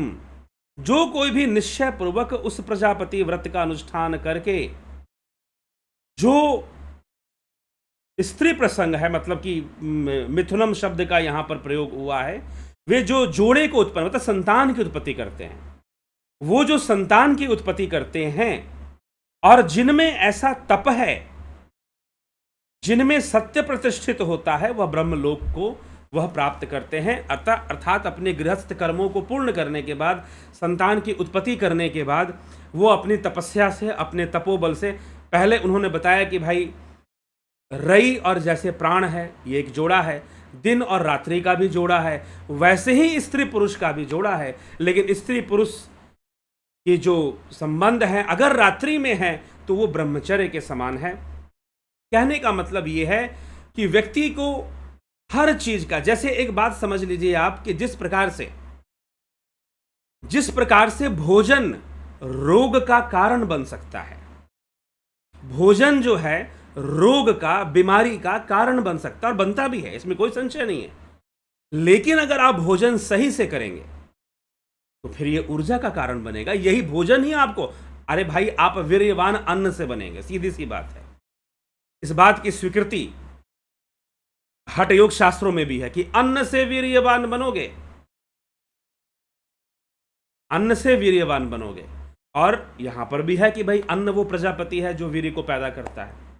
अब आपके दिमाग में वीर्य का एक ही अर्थ है, आपके दिमाग में ये व्यास ऋषि वाला अर्थ नहीं है। ये जो ऋषि व्यास यहां पर जो वीर्य का अर्थ दे रहे हैं, वो वाला अर्थ आपके दिमाग में है ही नहीं। ठीक है, आपके दिमाग में वो एक ही अर्थ है। आप घूम फिर कर वीर्य शब्द जैसे सुनोगे वहीं पे चले जाओगे। और 10 लोग अगर वीर्य शब्द की चर्चा करेंगे तो उसी चीज की चर्चा करेंगे, स्पर्म सेल्स की ही वो चर्चा करेंगे, सीमेन की ही चर्चा करेंगे। ठीक है, तो यह आप पहले तो आप यह समझ लीजिए। तो संयम जरूरी है, संयम जरूरी है। हर चीज में विज्ञान है, हर चीज में विज्ञान है। जैसे आपके भोजन में विज्ञान है, वैसे ही स्त्री और पुरुष के संबंधों में भी विज्ञान है। दुर्भाग्यपूर्ण है कि आपने इस विषय को मजाक और गालियों का विषय बना के रखा हुआ है। क्या विषय आपने बना के रखा है? मजाक और गालियों का। आपने इस विषय को शिक्षा का विषय नहीं बनाया है। आपको लगता है भला इसमें क्या शिक्षा हो सकती है? जी नहीं, अगर जीवन को सुंदर बनाना चाहते हो तो हमारे ऋषि मुनि जो इस वेदों में भी, इसीलिए मलंग वात्स्यायन ने जब काम सूत्र लिखा तो स्टार्टिंग में उन्होंने सबसे पहले यही प्रूव दिया है कि मैं जो चीजें काम सूत्र में लिखने जा रहा हूं उसका आधार उपनिषद है, वेद है। ये काम सूत्र के प्रथम श्लोक में ही चर्चा कर दी गई है। ठीक है, बाद में उन्होंने एक सिस्टमैटिक वे में समझाया, लेकिन लोगों ने कभी उसको एक अश्लीलता ही समझा, कुछ दूसरे ढंग से वो नहीं समझ पाए। लेकिन उनका उद्देश्य था एक स्वस्थ समाज का निर्माण करना। एक व्यक्ति किसी भी प्रकार के रिलेशनशिप में जाता है, संबंधों में अगर वो जाता है, चाहे वो विवाह करके जाए, चाहे वो आजकल बॉयफ्रेंड गर्लफ्रेंड वाला जो कल्चर बना हुआ, ही शुड बी एजुकेटेड और शी शुड बी एजुकेटेड। उसे शिक्षित होना चाहिए, नहीं तो उससे बहुत भारी भारी गलतियां हो सकती हैं, जिसके कारण वो मानसिक रूप से रोगी हो सकता है, जिसके कारण वो शारीरिक रूप से रोगी हो सकता है, और वह जो है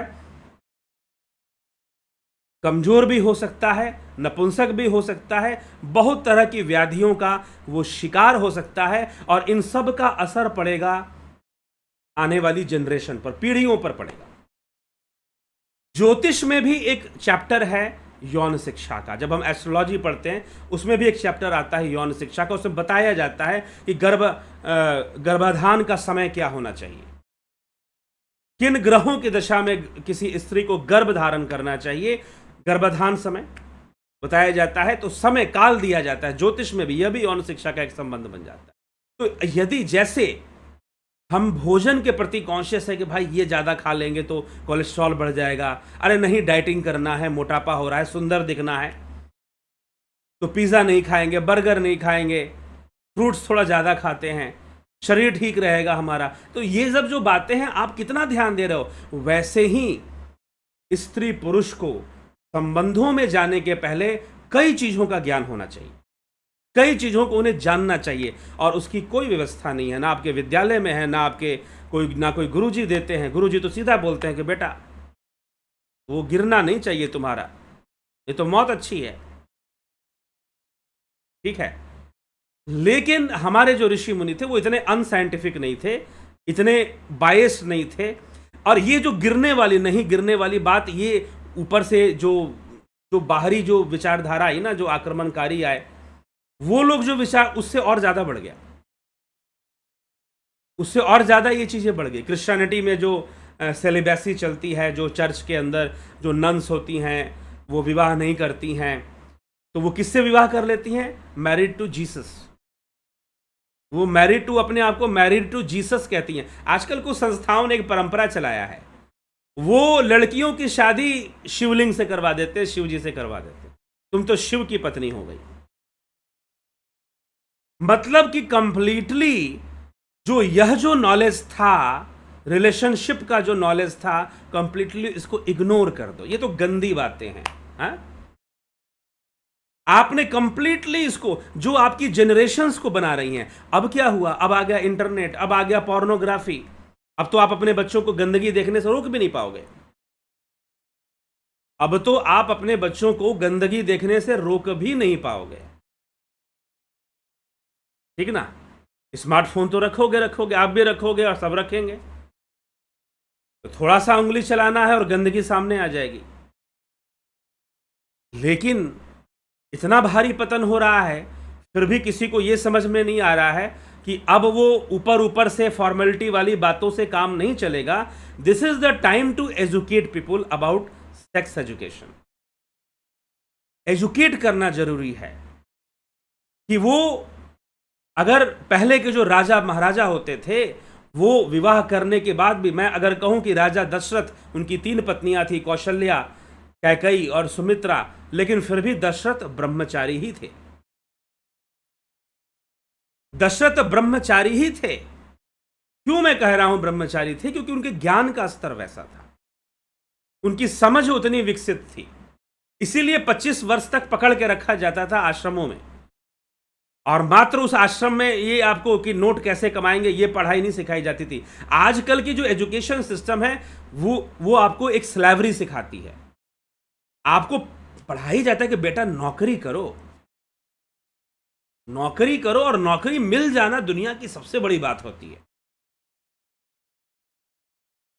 ठीक है, तो नौकरी शब्द ही उसका ऐसा है, नौकरी। ड्यूटी देनी पड़ेगी आपको, खटना तो पड़ेगा, उतना टाइम पीरियड के लिए किसी के अंडर में आपको रहकर काम करना पड़ेगा, दिस इज नौकरी। ठीक है, तो सारा एजुकेशन सिस्टम किस लिए है? नौकरी के लिए। सारा एजुकेशन सिस्टम, जो शिक्षा व्यवस्था है आपकी, वो मात्र नौकरी के लिए है। जीवन बेहतर कैसे बने, रिलेशनशिप्स कैसे अच्छे हों लोगों की, और किस तरह से वो रिलेशनशिप में जाए, किन बातों के प्रति सावधान रहें। नहीं तो फिर आजकल क्या है, आंखें चार होनी चाहिए, बस सब कुछ हो जाएगा आगे अपने आप। ठीक है, तो यह भारी समस्याएं आ जाती हैं। बाकी की चीज़ें ना हमें कोई पढ़ाने वाला है, ना कोई सिखाने वाला है। तो टॉपिक जो एजुकेशन है, इस विषय में जो एजुकेशन है, और हमारे शास्त्रों में इस विषय में बहुत सारे एजुकेशन है जिसको कोई प्रवचन वाला नहीं सुनाएगा। ठीक ना, हो सकता है सुना दे तो कोई उसको डोनेशन नहीं देगा। फिर भाई ये तो गंदी बातें करते हैं बाबा जी, इनको डोनेशन क्यों देना है? ठीक है, तो हमने इस टॉपिक को डर्टी टॉक्स में रख दिया है। टीवी सीरियल भी लोग बना देते हैं गंदी, पता नहीं कुछ मैंने सुना था ऐसा कुछ चलता है, गंदी गंदी क्या एपिसोड या कुछ इस तरह से है। तो अब ये आपने उसे टर्म दे दिया गंदी बात, आपने उसे गाली का शब्द दे दिया। सारी गालियां आप इन यौन संबंधों से जोड़कर देते हो। यह हमारी संस्कृति नहीं है, ये हमारी संस्कृति नहीं है। ये उन लोगों की संस्कृति है जो इस तरह के, जो बाहर से जो लोग आए, ठीक ना, उन्होंने इन गालियों का विकास कर दिया, गालियों का प्रचलन शुरू कर दिया। तो आपने इस विषय को मजाक के उसमें डाल दिया, गालियों की कैटेगरी में डाल दिया, लेकिन आपको शिक्षित होने का वो नहीं हुआ।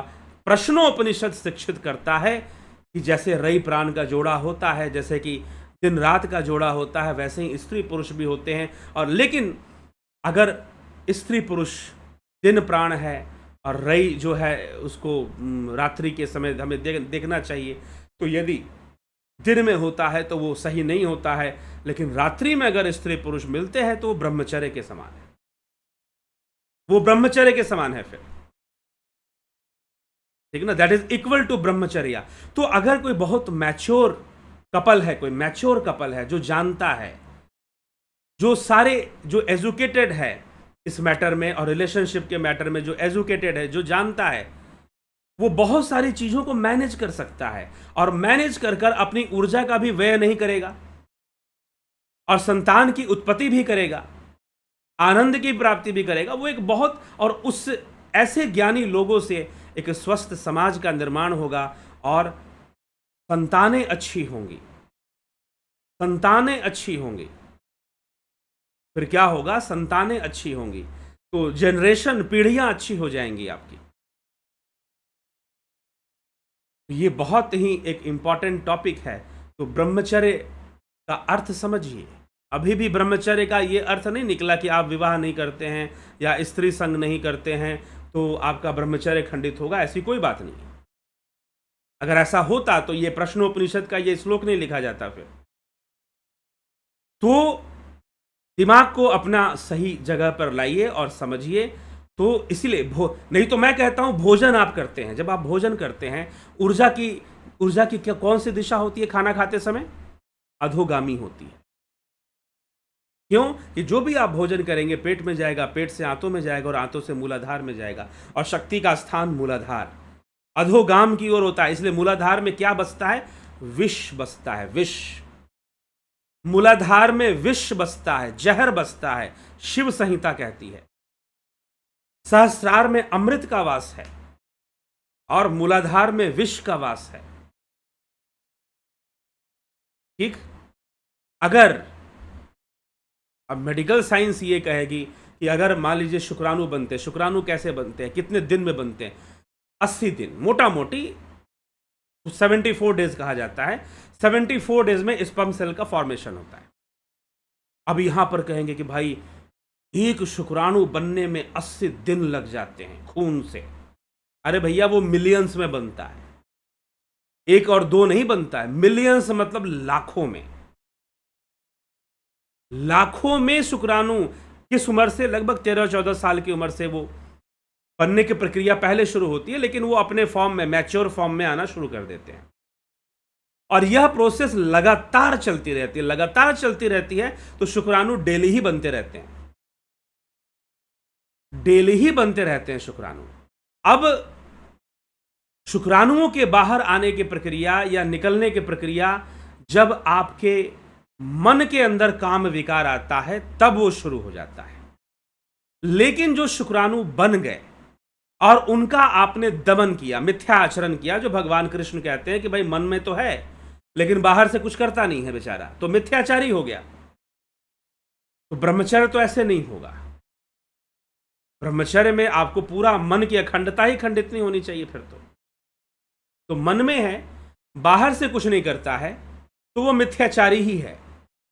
तो अगर शुक्राणु वहां बनते हैं और वहीं पर अगर वो रह जाते हैं, वो निकलते नहीं हैं, नष्ट हो जाते हैं, तो फिर क्या होता है, फिर उस स्थान पर विष जमना शुरू होता है, विष बनता है। मेडिकल साइंस इसी को मानती है कि जहर के रूप में वो चीज़ बननी शुरू हो जाएगी और वो बाद में बहुत भारी नुकसान भी पहुंचा सकती है। हाँ, प्राकृतिक रूप से शुक्राणु बाहर भी निकल जाते हैं। कई बार मेह विसर्जन के समय निकल जाते हैं। मेह मतलब मूत्र। जब मूत्र उस समय निकल जाते हैं, कई तरीके से निकलेंगे तो वो जरूर निकलना तो उनको है ही। अगर वो मान लो कि वो ना निकलें और वहीं रह जाए तो धीरे धीरे विष के रूप में बदलना शुरू कर देंगे, वेस्ट मटेरियल, क्योंकि वो निकलने के लिए बने थे, वो निकल नहीं रहे हैं तो वो वेस्ट मटेरियल के रूप में वहां पर बनेंगे। वो अपना स्वरूप खो देंगे और वेस्ट मटेरियल के रूप में बन जाएंगे और व्यक्ति फिर वीर्यवान नहीं रह जाएगा, फिर वो वीर्यवान भी नहीं रह जाएगा। तो इस तरह से भी एक जो बायोलॉजिकल कॉन्सेप्ट्स हैं यह भी यहाँ पर कहते हैं। तो सबसे जो जरूरी चीज़ है शिक्षित होना, हर विषय में शिक्षित, इस प्रकृति को हम समझें, यह प्रकृति कैसे कार्य कर रही है। प्रकृति की बहुत सारी चीज़ें हमें नुकसान पहुंचा सकती हैं, बहुत सारी चीज़ें हमें लाभ भी देती हैं, और कुछ चीज़ें ऐसी होती हैं जो लाभ देती हैं वही नुकसान देना शुरू कर देती हैं। संसार का हर भोग यही है, संसार के हर भोग का यही स्वरूप है। क्या स्वरूप है कि आपको लगेगा कि सुख देगा लेकिन बाद में वो दुख देने लगेगा। अब उसमें सबसे बड़ा एग्जाम्पल क्या हो सकता है, आपका खाना। आप जो खाना खाते हो ना, सबसे बड़ा एग्जाम्पल वो अपने आप में। आप खाना खाते हो शक्ति के लिए, पुष्टि के लिए, जीवन के लिए, लेकिन सारी बीमारियों का नंबर पहला कारण आपका भोजन बनता है। बीमारियों का पहला कारण आपका भोजन बनता है। आप जो खाते हो ना वही बीमारियों का कारण बनता है नंबर 1 पे। तो खाना खाना छोड़ दे आदमी, फिर ऐसा तो नहीं कह सकते खाना खाना छोड़ देंगे। हम खाना खाना सीखेंगे। हम क्या करेंगे, खाना खाना सीखना चाहिए हमको। वैसे ही ये जो रिलेशनशिप मैटर्स हैं, ये जो रिलेशनशिप मैटर्स हैं, इसको भी सीखना चाहिए। यू शुड लर्न इसके सीक्रेट्स को। जैसे कि खाना खाने के सीक्रेट्स हैं कि खाना खाया तो तुरंत पानी नहीं पीना चाहिए, वैसे ही जो रिलेशनशिप्स हैं उनके भी सीक्रेट्स होते हैं, उनके भी लेसन्स होते हैं, उनको भी जानना चाहिए कि हम, इसीलिए मैं कहता हूं कि हम इस विषय पर भविष्य में, इस पर तैयारी चल रही है थोड़ी बहुत, लेकिन दूसरे कई कोर्सेज हैं तो इतना इस पर हम काम नहीं करते, लेकिन हम कुछ भी हो 2 साल के अंदर हमारी पूरी कोशिश होगी कि यौन शिक्षा के ऊपर एक कोर्स जरूर लॉन्च करेंगे। किसी ने कहा कि नहीं, आपने बोला था देर हो रहा है और समाज में बहुत सारी प्रॉब्लम्स है इस चीज़ को लेकर, लोग इसको छुपा देते हैं, हाइड कर देते हैं, या खुद ही नहीं डिस्कस करते हैं क्योंकि इसे मजाक का विषय माना जाता है, या इसे डर्टी टॉक्स माना जाता है, या इसे गालियों का विषय माना जाता है। तो जीवन के एक बहुत बड़े पार्ट को आपने उसे गालियों का विषय बना दिया है, आपने उसे मजाक का विषय बना दिया है। और ये जितना मजाक का विषय बनाता है, गालियों का विषय बनाता है, इसका सबसे ज़्यादा नुकसान होता है महिला समाज को। उनका शोषण होता है इन सब चक्कर में, सारी गालियां उनके नाम पर दी जाती हैं, ठीक ना। हम मातृकाओं का अपमान करते हैं, हम प्रकृति का अपमान करते हैं, ठीक है। तो इस विषय में जब शिक्षा होगी तो महिलाओं का सम्मान बढ़ेगा। और पहले के ज़माने में बहुत सम्मान हुआ करता था, बहुत रिस्पेक्ट हुआ करता था, यहाँ तक कि आम्रपाली नगर वधू थी, लेकिन सब उसके सामने झुकते थे। तो ऐसी चीज़ें देखने में इतिहास में वर्णन आता है। तो एक अलग ही नज़रिया था, एक अलग ही दृष्टिकोण था, लेकिन इस समय हमारे अर्थ के अनर्थ हो रखे हैं, अर्थों का अनर्थ हो रखा है, कॉन्सेप्ट सारे बिगड़े हुए हैं। तो कभी भी ये समझ में नहीं आएगा और कभी नहीं लगेगा कि इस विषय का एजुकेशन होना चाहिए, शिक्षा होनी चाहिए सही तरीके से, कि एक व्यक्ति विवाह करने जाए या किसी भी तरह के रिलेशनशिप में जाए और ये शिक्षा मिलनी चाहिए 9वीं 10वीं क्लास में, 9th 10th के लेवल पर ये शिक्षा दे देनी चाहिए, ताकि वही टाइम होता है कि जब स्त्री पुरुष नर मादा का आकर्षण शुरू होता है। ठीक है, तो उनको उस समय शिक्षा हो जाए और वो समझ जाए बातों को। हाँ, बायोलॉजी में कुछ चीज़ें पढ़ाई जाती हैं, लेकिन साइकोलॉजी के लेवल पर बेनिफिट्स और उसके नुकसान क्या हो सकते हैं या लाभ हम कैसे रह सकते हैं, बहुत तरह की चीज़ें जिसमें हो सकती है, उसका कोई एजुकेशन नहीं दिया जाता, किसी प्रकार की शिक्षा नहीं प्रदान की जाती है। ये सबसे भारी समस्या है। तो इसीलिए ये ब्रह्मचर्य का विषय हमें समझना है। ब्रह्मचर्य ध्यान योग से हो पाता है। ब्रह्मचर्य ब्रह्ममय आचरण तभी होगा जब आप एक अच्छे ध्यान योगी बनेंगे। तो हमें ब्रह्मचर्य, समता का भाव रखना चाहिए। ब्रह्मचर्य का मतलब मात्र वही चीज़ नहीं। अगर मान लीजिए कोई ब्रह्मचारी हैं, शादी ब्याह तो नहीं किए, लेकिन बात बात पे चिड़चिड़ाते रहते हैं, बात बात पे क्रोध करते रहते हैं, ये कैसा ब्रह्मचर्य है भाई? तुम बात बात पे चिड़चिड़ाए जा रहे हो, बात बात पे क्रोधी किए जा रहे हो, अपनी कुंठा दुनिया पे निकाले जा रहे हो। एक बाबा जी थे, मिले थे मुझको, ऐसे इसी प्रकार के आदमी थे वो। ठीक है, इसी प्रकार के आदमी थे वो। तो अपनी कुंठा जबरदस्ती निकाले जा रहे हो। ठीक है, तो इस तरह की चीजें भी होती है। तो बहुत तरह की जो टॉपिक्स हैं, बहुत तरह की जो अनर्गल बातें हैं, वो उसको जो है समाज में ये तरह तरह की जो संस्थाएं बन गई हैं ना, वही प्रचारित करते हैं। अब उन्हीं का प्रचार है भैया। हम तो बहुत छोटे आदमी हैं, उन लोग हम कितना भी ज्ञान बांट लें, उनके सामने तो हमारी क्या औकात है और क्या हैसियत है, और क्या हम कितने लोगों को बांट पाएंगे, कितने लोगों को दे पाएंगे, कितने लोगों को समझा पाएंगे। ठीक है, तो आप उन बाबाओं के चक्कर में रहते हैं, गुरुओं के, तो वो फिर वहीं से आपको फिर वो ज्ञान मिलता है। तो ये समस्या आ जाती है, ये समस्या फिर यहाँ पर हो जाती है। तो थोड़ा सा हम ध्यान दें, समझेंगे तो धीरे धीरे, कोई बात नहीं, आज समय सही नहीं है, लेकिन मुझे विश्वास है कि हम सब मिलकर समाज को सुधारने का कुछ कोशिश करेंगे तो निश्चय ही आने वाला समय, आने वाली पीढ़ी विचार करेगी। प्रकृति का अपना एक साइकिल जरूर चलता है, ठीक ना। आज कलयुग है तो कल सतयुग जरूर होगा। हम उस सतयुग लाने में हमारा भी कुछ सहयोग हो जाए, प्रकृति तो ले ही आएगी। हमारे कुछ करने और ना करने से थोड़ी ना सतयुग, वो तो आएगा ही आएगा। लेकिन फिर भी हमारी गिनती सतयुग लाने वाले में हो तो ज़्यादा अच्छा है ना। ठीक है, प्रकृति में पाप भी है, पुण्य भी है, लेकिन हमारी गिनती पुण्य के साथ हो तो ज़्यादा अच्छा है। ठीक, तो चलिए, सबको ये चाहता है तो हमें प्रयास करना चाहिए और इस विषय को समझना चाहिए और इस विषय पर कार्य भी करना चाहिए। चलिए ठीक है, आगे बढ़े। जगत नारायण जी, बहुत अभिनंदन है आपका। और एक विषय और रह गया, मैं साथ में आपका नाम लूँ उससे पहले मैं आपको बताना चाहूँगा कि ध्यान योग का कोर्स है, प्राकृतिक चिकित्सा भी है, आप जरूर ज्वाइन कीजिए। प्राकृतिक चिकित्सा में भी कुछ क्रियाएं इस विषय से संबंधित होती हैं जो हमें वीर्यवान बनाती हैं। और आपकी जो कोर्स है, हाँ जो कोर्स है फिलॉसफी को जरूर ज्वाइन कीजिए, बहुत मज़ा आएगा, सही बता रहा हूँ। फिलॉसफी कोर्स जो है बहुत आनंद आएगा आपको। उसको लाइक ए स्टोरी हम पूरा बनाने की कोशिश कर रहे हैं, कहानी की तरह पूरी बातें सुनाई जाएंगी और बहुत अच्छा कोर्स होगा। पाश्चात्य वेस्टर्न फिलोसोफर्स के बारे में आप जानेंगे, उनके तरीकों के तौर तरीके, उनके विचार, उनके लॉजिक्स के बारे में जानेंगे। साथ ही साथ जो हमारा जो सनातन धर्म दर्शन है उनको भी हम जानेंगे। इनमें भी कई दार्शनिक बड़े जिद्दी टाइप के दार्शनिक थे, ठीक है, और उनका लॉजिक ऐसा होता था कि वो फिर उसके सामने कोई दूसरी बात टिकती नहीं थी। तो ऐसे लोग भी हुए हैं सनातन धर्म दर्शन में भी, तो उन सब के बारे में हम जानेंगे। कोर्स ज्वाइन कीजिए। किसी को कोर्स ज्वाइन करने में प्रॉब्लम अगर आ रही है तो आप हमें व्हाट्सएप मैसेज कर दीजिए, हम आपको कोर्स ज्वाइन करवा देंगे, ठीक है। ज्वाइनिंग लिंक पर आप चले जाइए। नहीं अगर आपको लिंक मिल रहा है और आपको कन्फ्यूज़न हो रहा है कि हमें मार्स मेंबरशिप कैसे ज्वाइन करना है, तो अभी तो डिस्काउंट चल रहा है मार्स मेंबरशिप पर। मैंने कहा था 599 नहीं जी, कम पैसे में आपको ज्वाइन हो जाएगा मार्स मेंबरशिप इस समय। लेकिन मार्स मेंबरशिप, ये जो मेंबरशिप होता है ना, ये हमारे कंट्रोल में नहीं होता, ये यूट्यूब के कंट्रोल में होता है, ये ध्यान रखिएगा। क्योंकि कई दिनों से कोई मेंबर ज्वाइन नहीं कर रहा था, तो यूट्यूब ने उसके ऊपर डिस्काउंट करके रखा हुआ है, उस पर डिस्काउंट दे के रखा हुआ है। तो अभी फ़ायदे में होंगे अगर ज्वाइन कर लेंगे तो, ठीक है। हो सकता है कितने दिन तक डिस्काउंट देगा ये हमारे कंट्रोल में नहीं, तो हम बता भी नहीं सकते, यूट्यूब का अपना डिसीजन है वो,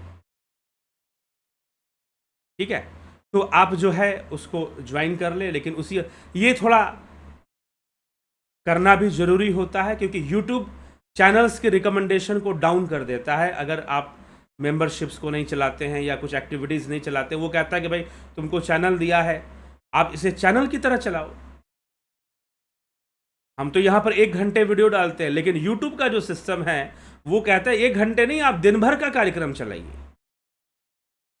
दिन भर का आप कार्यक्रम चलाना चाहते हैं, आप दिन भर का कार्यक्रम चलाइए, वो तो ये कहता है, क्योंकि आपको चैनल दिया है। तो इस तरह से उस बेस पर ये चैनल्स चलती है, और कई चैनल्स हैं जो दिन भर का कार्यक्रम चलाती हैं, आप देख सकते हैं। तो ऐसा भी है, भविष्य में अगर हमें लगेगा तो हम भी कोशिश करेंगे, कुछ प्रतिभाशाली लोग आएंगे और आध्यात्मिक क्षेत्र में काम करना चाहेंगे तो ज़रूर उनको मौका दिया जाएगा चैनल के साथ कार्य करने का। तो ये चीज़ है।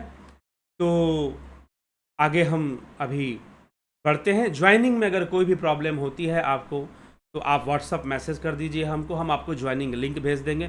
कुछ नहीं करना होता है, आप ज्वाइन बटन क्लिक करेंगे, मेंबरशिप लिस्ट आएगा, उसमें मार्स को आप ज्वाइन करेंगे। मार्स को पहले मार्स को क्लिक करेंगे, फिर ज्वाइन कर लेंगे आप या फिर उसके सामने ज्वाइन लिखा होगा तो आप ज्वाइन को क्लिक कर देंगे। तो कई बार एक ही ज्वाइन होता है सभी मेंबरशिप के लिए, तो वो मेंबरशिप को क्लिक करके फिर ज्वाइन करना होता है। तो इस तरह से आप मार्स को क्लिक करके फिर उसको आप ज्वाइन कर लेंगे। ज्वाइन करेंगे, उसमें एक कंटिन्यू का बटन आएगा, आप कंटिन्यू कर देंगे। कंटिन्यू करने के बाद आपको आपका जो भी एटीएम कार्ड है, आपका डेबिट क्रेडिट कार्ड, उसका वो मांगेगा नंबर आपको। जैसे आप अमेजन से पेमेंट करते हैं, फ्लिपकार्ट से पेमेंट करते हैं, उसी प्रकार का पेमेंट प्रोसेस वहाँ आपको मिलेगा। बिलिंग एड्रेस आपको डालना होगा बस। उसके बाद बाई, BUY, बाई मतलब खरीदिए, बाई का ऑप्शन मिलेगा, बाई पर क्लिक कर दीजिए, दैट्स ऑल, हो गया ज्वाइनिंग, ठीक है। तो बहुत सिंपल ज्वाइनिंग है। अगर आपको कोई भी दिक्कत आती है ज्वाइनिंग में, आप हमें मैसेज कर दीजिए। हाँ, एक प्रॉब्लम आ सकती है जो अदर कंट्रीज़ में रहते हैं, जो दूसरे कंट्रीज़ में है, वहाँ पर यह प्रोडक्ट लॉन्च्ड नहीं होता। जैसे मुझे एक केस मिला, एक भाई साहब मॉरिशस से उन्होंने संपर्क किया, मॉरिशस से, तो उन्होंने उनके जब वो मेरा यूट्यूब चैनल खोलते हैं तो उसमें ज्वाइन बटन नहीं दिखाता है। तो उन्होंने कहा कि मुझे आपका ये फ़िलासफ़ी कोर्स ज्वाइन करना है। तो फ़िलासफ़ी कोर्स ज्वाइन करना है तो उनको ज्वाइन बटन वहाँ दिख ही नहीं रहा है। तो फिर मैंने उनको लिंक भेजा कि आप इस लिंक से ज्वाइन कीजिए। लिंक पर जब उन्होंने क्लिक किया तो वहाँ पर मैसेज आया कि this product is not launched in your country. तो ये प्रॉब्लम हो सकती है कि आपकी कंट्री में ये लॉन्च ना हुआ हो। उन्होंने स्क्रीनशॉट मुझे भेजा कि ये मैसेज आ रहा है कि this product is not launch in your country. तो हो सकता है कि आपकी कंट्री में ये यूट्यूब का ये फैसिलिटी ना दिया हो, लेकिन जो बड़े बड़े देश हैं, जो पॉपुलेटेड कंट्रीज़ हैं, चाइना है, USA है या यूरोपियन कंट्रीज़ हैं, उन सब में है। कुछ कुछ ऐसे छोटे देश हो सकते हैं जहां पॉपुलेशन कम है और वहां पर शायद यूट्यूब ने ना लॉन्च किया हो कि भाई, या फिर वहाँ की गवर्नमेंट ने नहीं, कि कुछ होगा प्रॉब्लम कि भाई देखा होगा कि भाई ये पॉपुलेटेड एरिया नहीं है तो हम यहाँ पर क्यों ये हर चीज़ को लॉन्च करें। लेकिन जो पॉपुलेटेड कंट्री हैं, जो उन सब में USA वगैरह से, USA से तो कई बार लोगों ने यूट्यूब का मेंबरशिप पहले भी ज्वाइन किया है। तो जो USA से ज्वाइन करना चाहते हैं, US से, शिकागो, कैलिफोर्निया, कहीं से भी आप हैं, न्यू जर्सी, न्यूयॉर्क, आप ज्वाइन कर सकते हैं। पीछे लोगों ने ज्वाइन किया था मेंबरशिप, शिकागो से भी ज्वाइन किया था, मियामी से भी ज्वाइन किया था। तो इस तरह से जहाँ भी भारत के लोग रहते हैं वो ज्वाइन करते हैं, तो आप ज्वाइन कर सकते हैं। सीधा डायरेक्टली आप ज्वाइन बटन क्लिक कीजिए और अपने ATM कार्ड से पेमेंट कीजिए, दैट्स ऑल, हो गया, ठीक है। तो ये सिस्टम है। कोई दिक्कत आती है, और अभी डिस्काउंट चल रहा है, ऑलमोस्ट 50% डिस्काउंट चल रहा है, तो आपको 599 का आधा में ही हो सकता है कि आपकी ज्वाइनिंग भी हो जाए, तो वो भी आप देख सकते हैं। ये डिस्काउंट मैंने नहीं दिया है, ये वहीं से दिया गया है, ठीक ना। यूट्यूब का ये काम है सब। तो ये चीज़ है जगत नारायण। इसलिए मैं कहता हूं कि आप वीडियोस को शेयर कीजिए, आप खूब वीडियोस को शेयर कीजिए। यूट्यूब रिकमेंडेशन दे ना दे, शेयरिंग आप करेंगे तो अपने आप वीडियोस लोग देखेंगे, ठीक है। तो चलिए, इसी के साथ मैं यहाँ पर आगे बढ़ता हूँ। जगत नारायण जी हैं, राकेश मराठे जी हैं। कमेंट्स आपके पढ़ूंगा नहीं। पांडुरंग वराले, कमलेश खैरनर, राम निवास मीना, पवन कुमार जी, राजू पाल, नरसाराम प्रजापात, रूपलाल विश्वकर्मा, जस प्रोग्रामिंग, अवनी प्रधान, विंदेश्वरी मिश्रा, अफंता प्रोडक्शन, संतोष गुप्ता, कैलाश बड़े, सविता नायक, मिथिलेश सिंह जी, विनोद कुमार शर्मा, कैलाश बड़े, विष्णु चंद्र मौर्य, शिखर शर्मा, अमन कक्कर, राम प्रकाश, हरीश डंगवाल, कैलाश बड़े, गौतम दास, एके त्यागी, विनोद के सूद, रामविलास जी, बिमला शाह, अनिल कुमार, शंकर प्रसाद, काशीनाथ, रतन सिंह, बीकू कुचाड़िया, बिसलाल बहादुर सिंह जी, उषा श्रीवास्तव जी, योगेंद्र पंडित जी, हीरालाल यादव, राजेश भाई मकवाना, उत्कर्ष तिवारी, सुहास राणे, धनराज सिंह राजपूत, धन्यवाद भारत, राहुल तिवारी जी, अर्जन भाई चौहान, पंकज सोनी, बलवंत सिंह गोहिल, राकेश गुप्ता, श्वेता राय सिन्हा, राजेश कुल्हाड़ी, Kanhai Kumar, Ranjit Yadav, spiritual with scientific proof, Jitendra Sahu, spiritual with scientific proof, Rajkumar Rana ji, Shankar Prasad ji, ठीक। एक बहुत अच्छा प्रश्न है, मैं ले लेता हूं। Shankar Prasad ji, like brahmacharya is Brahma muhurta has another meaning? No, Brahma muhurta has the same meaning. Why? Brahma muhurta means, Brahma means सम अवस्था। तो इन ब्रह्म मुहूर्त क्या होता है? ब्रह्म मुहूर्त में हमारी दोनों नाड़ियां चल पड़ती हैं, कीड़ा पिंगला दोनों सम हो जाती हैं, और वो वहां पर तत्वों का जो तत्व है वायुमंडल में, उनकी एक समता हो जाती है ब्रह्म मुहूर्त में। इसलिए उसका नाम ब्रह्म मुहूर्त है, ठीक ना। इसीलिए उसका नाम ब्रह्म मुहूर्त है। क्यों? क्योंकि वहां पर समता आ जाती है। ब्रह्म मुहूर्त में कुछ देर के लिए हमारी दोनों नाड़ियां चलती हैं, और वो साधना के लिए सबसे उत्तम समय है। साधना के लिए सबसे उत्तम समय है, ठीक। क्योंकि ब्रह्म मुहूर्त में दोनों नाड़ियां चल पड़ती हैं फिर। तो यह चीज है। आपके मुख पर तेजवीर्य के संरक्षण के कारण ही संभव है। जी हाँ। मनी लाइव, जय ब्रह्मचर्या, रमेश यादव जी, आदित्य खास रेसिपी, अर्जुन पाटिल, ज्योति दत्ता, रविशंकर चौहान, बहुत बहुत अभिनंदन है आप सभी का। तो यह विषय हमें समझना चाहिए, और इसको समझकर जो व्यर्थ की बातें हैं वो हमें निकाल देना चाहिए, और समाज में जो समस्या है उसको इग्नोर नहीं करना चाहिए, उसे गंभीरता से समझना चाहिए। अब दो तरह के लोग हैं जो बात करेंगे एकदम कि भाई एकदम ब्रह्मचारी, वीर रक्षा, और ये शुक्राणु रक्षा, उसे वीर रक्षा मत बोलिए, शुक्राणु रक्षा बोलिए आप, ठीक ना। तो आपको वो करना चाहिए। और जो है, और एक दूसरी तरफ एक दूसरा समाज है जिसको कुछ कंट्रोल ही नहीं है बेचारा, वो तो हमेशा नदी की तरह वीर बहाया जा रहा है, नदी की तरह एकदम बहा रहा है, ठीक है। एक इस तरह के लोग हैं, और इस तरह के लोग हैं, बीच वाला कोई है ही नहीं। तो बीच वाला क्यों नहीं है? क्योंकि शिक्षित नहीं है, एजुकेटेड नहीं है, एजुकेटेड नहीं है, शिक्षित नहीं है, ये कारण है इसके पीछे। एजुकेशन की आवश्यकता है, शिक्षा की आवश्यकता है, तब जाकर समस्याओं का समाधान धीरे धीरे मिलना शुरू होगा। इसी के साथ बहुत समय हो गया, बहुत लंबा हो गया आज। कल फिर मिलते हैं 9 बजे लाइव चर्चा में। युग सूत्र के आगे के विषयों पर, नियम पर चर्चा करेंगे, या बाकी यमों की चर्चा होगी, अहिंसा पे चर्चा करें नहीं, 10 नियम 10 यम, 10 नियम और 10 यम की जो धारणा हठ प्रदीपिका से आती है, उसके ऊपर हम चर्चा करेंगे, ठीक है, कल जो है। तो बहुत बहुत आभार आप सभी का। इसी के साथ हम यहाँ विराम देते हैं। बहुत बहुत आभार।